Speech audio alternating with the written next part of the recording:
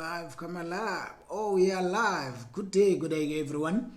I'm inviting you just to have a lunchtime discussion in terms of economy and finances. So there's a few things that I actually want to encourage our people to understand what we actually mean when you talk about financial literacy, because financial literacy is actually the starting point when it comes to attaining financial freedom. So those are the few things that I just want to discuss in terms of the lunchtime stuff. Okay, so yeah, good people, thank you so much.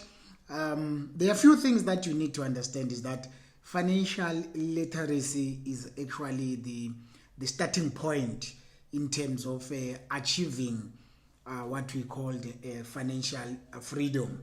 All right, why I'm saying that is because some few people, they don't even understand the financial terms. They don't even understand the simply basic stuff in terms of like a cash flow, in terms of the balance sheet, all those sort of things, because they count even on personal basis. So what I want to actually encourage you to consider is that financial freedom starts with financial literacy.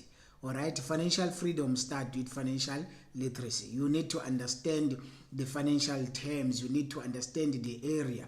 All right, because that is why when the Chinese people are speaking to you, since you do not understand the Chinese, you are not in a position to respond, or you cannot even be inspired, because you do not understand the numbers, because finance and money is all about the numbers game. All right, so just to beef up your financial literacy, there are a few books that I actually suggest that you consider, and they can be able to help you increase your financial vocabulary.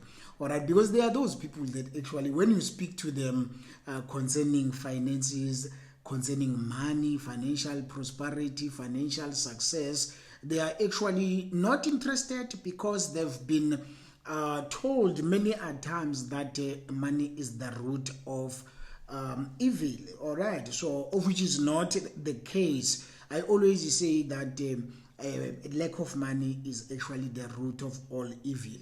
Why I'm saying that? It's simply because even the Bible doesn't say money is evil or money is the root of evil. Probably they say the emotions attached, like the love of money.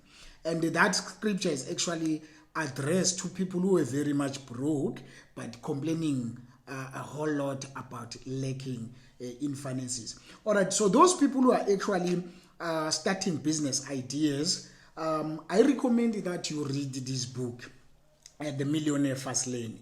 You see, this book, it's more about the business, entrepreneurship. All right, so it's not about that emotional, motivational thing and sort of, no. It's more about entrepreneurship. All right, it's more about starting and running a business. And the business and entrepreneurship is actually what I call the fast lane. If you want to attain financial freedom, it's easier, yet risky and time consuming, emotional consuming, when you are starting even if it's a side hustle. You do have an existing business, but you also want to start something on the side. I encourage you that you check out this book, The Millionaire Fast Lane. So what it actually tells you is that, you remember very well that in the olden days, when we were traveling, we used to walk, all right, or a horse. But when the bicycle was introduced, so we used the bicycle instead of what? Instead of walking, because the bicycle is faster than walking. And then when the car were introduced, we stopped using the bicycle traveling to Johannesburg or any other area. We then opted to use what? The car, because the car is faster than the bicycle. Now we are flying. We take flights, because from Durban to Johannesburg is more like less than an hour or so, because the flight or the aeroplane is faster than the car. So if you want to attain the real deal of financial freedom, is actually in owning your own hustle, in owning your own business, one way or the other. All right, obviously you cannot start a business right away. You need to get some experience, the understanding and the exposure in the market. So I encourage you that you also use YouTube to learn some uploaded stuff that may be helpful in terms of finances and entrepreneurship. That's the first book I really recommend. I like it. I've read it so many times. It's a good one. All right, that's the first one. And then while talking about YouTube, I'll also encourage you that you check my channel on YouTube, Sponsor Charlie TV. Subscribe so that you will get all other trainings that we normally do and upload. Some trainings that we do in our academy, we actually record them and upload them on what we call YouTube, Sponsor Charlie TV. Please do subscribe. And then another beautiful book that I like to introduce to you, The Psychology of Money. All right, so this is another beautiful book. Out of many finance and money books that I read and write, but this one is one of the best for now. Timeless lessons on wealthy, greed, and happiness. All right, so there are so many things that you are going to learn about how do you go about understanding finances, psychological, and how to actually fine-tune your emotions, money, mindset, so that you understand how to work with money. You know, when you touch the subject of money, emotions actually always change. But here we are talking about the psychology of money. So these are the few books that I'm encouraging you. Actually, only one will be just good enough for you. All right. So those are the few things that you need to understand. The chapter that I like the most is it talks about wealthy is what you don't see. All right. Wealthy is what you don't see. All right. Wealthy is assets. Good people, like savings. You don't see them. It's not like the trappings of success. It's not like expensive cars, expensive champagnes, and so forth. No. Wealth is what we don't see. Wealth is property. Wealth is real estate. Wealth is equities you own, the investments you own. Obviously, that is very much personal. We don't see it. All right, we don't see it on Instagram. We don't see. Wealthy is what we don't see. A healthy relationship at home. We call that all those sort of things wealthy. All right, so The Psychology of Money is one of the beautiful books. You can also download the audiobook on YouTube. It's just free to download. So check it out. It's a very beautiful book, this one. So I know there are some people who just feel guilty in terms of talking about the subject of money. They think they are committing some sin one way or the other, of which is not so. All right. And then another one. This one. Manage money like a fucking grow up. All right. So this one is actually...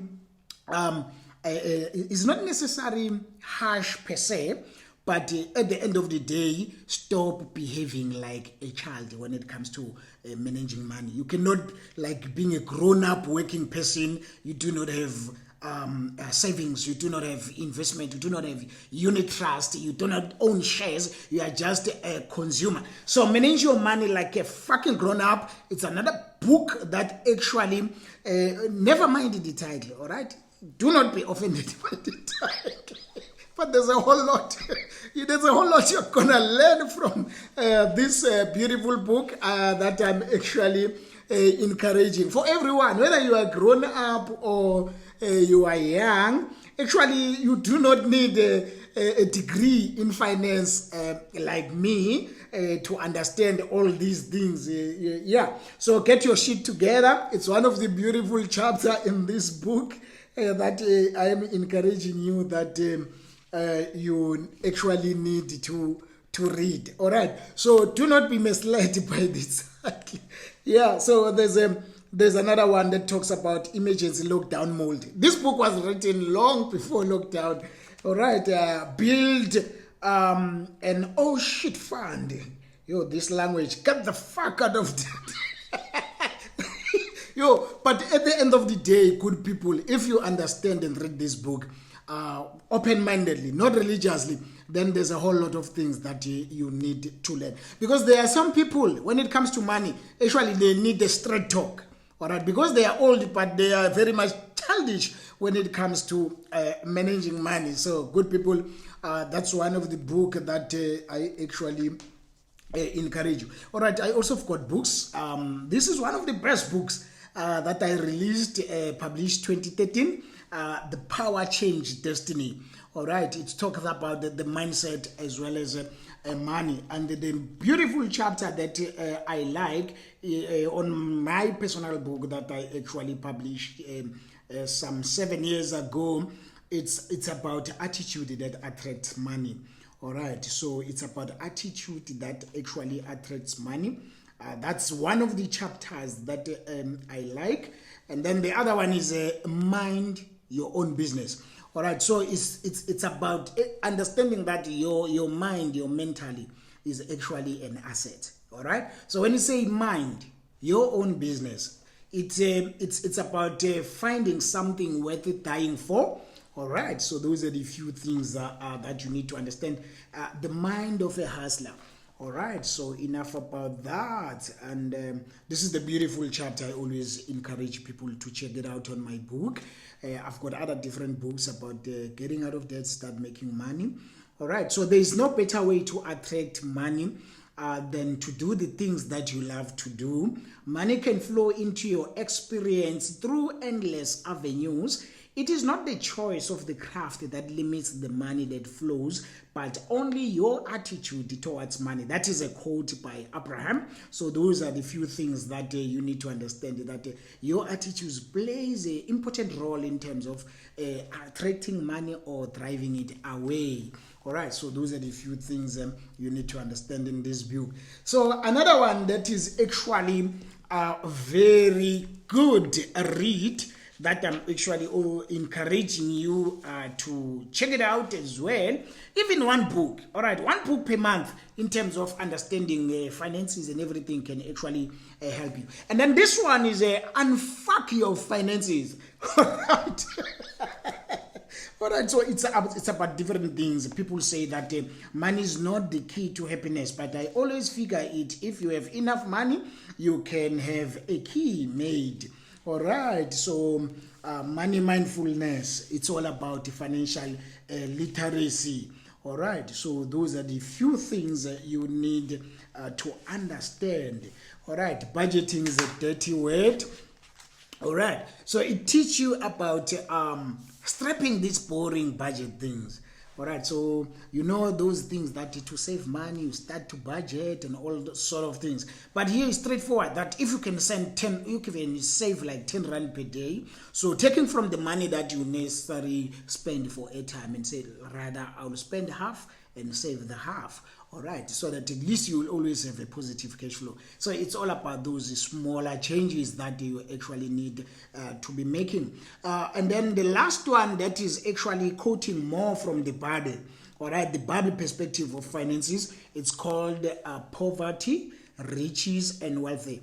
Poverty, Riches, and Wealthy. So these are some of the few books that I actually need you to understand. So this one talks about the kingdom's perspective in terms of understanding wealth creation, understanding the riches and wealthy that actually God loves you in such a way that as He's a rich God, He also wants you to be rich. All right. So some people will say, "Oh, this thing is a gospel." What? No. I'm a financial advisor. No gospel thing here. But I'm telling you that as God created you, He wants you to live nice and peacefully. So these are some of the things that you need to understand. It actually specify that poverty is not the plan of God about your life. Poverty is not what makes you humble and qualify for heaven. No. That is a misleading understanding or a notion. Actually, poverty is evil. Poverty is something that is actually must be taken out of your family. It talks about becoming that person who brings about change into your family, and the wealthy generation starts with you. That will be the legacy you can leave for your family. So these are the 5 actually few books that I actually wanted to encourage. Just one of them will do that trick. All right, so I always encourage people and tell them that financial freedom starts with financial literacy. If you do not read and understand the numbers, the words like dividends, the words like net asset value, you do not understand value, you do not understand all these sort of things that are more like an economics jargon, it's fine, but the most important thing is that at least read something. Even on the newspaper, go through the business and finance column, expose yourself. All right, so all I'm saying in this lunchtime is that financial literacy is actually the starting point of financial freedom.